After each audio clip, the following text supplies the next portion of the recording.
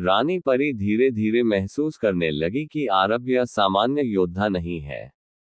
उसने देखा कि आरभ्य के शरीर पर अजीब निशान थे, जैसे कोई प्राचीन मंत्र लिखे हुए हो। जब वह सोता तो उसके आसपास अजीब रोशनी और फुसफुसाहटें होती।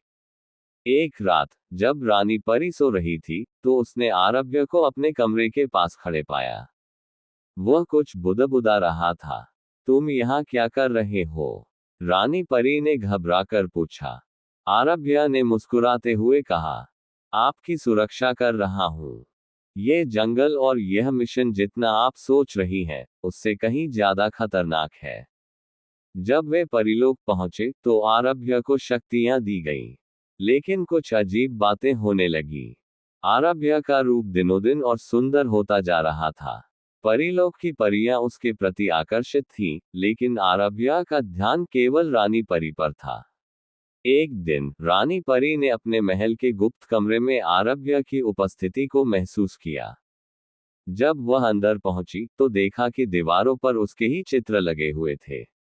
रानी परी ने पूछा, ये सब क्या है, आरभ्य?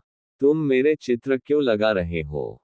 आरभ्य ने जवाब दिया, आप मेरी प्रेरणा हैं। मैंने जीवन में जो कुछ भी पाया है, वह आपकी वजह से है।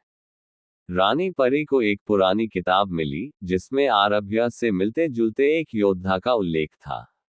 किताब के अनुसार वह योद्धा एक प्राचीन अभिशाप का भाग था और उसे किसी महान उद्देश्य के लिए चुना गया था। क्या आरभ्य सच में रानी परी के राज्य का रक्षक है, या वह इस पूरे मिशन के पीछे किसी गहरे, खतरनाक उद्देश्य के लिए काम कर रहा है? क्या रानी परी उसकी भावनाओं को समझ पाएगी, या ये कहानी एक त्रासदी में बदल जाएगी? आगे क्या होगा? आरभ्य का अतीत और शक्तियों का रहस्य क्या है?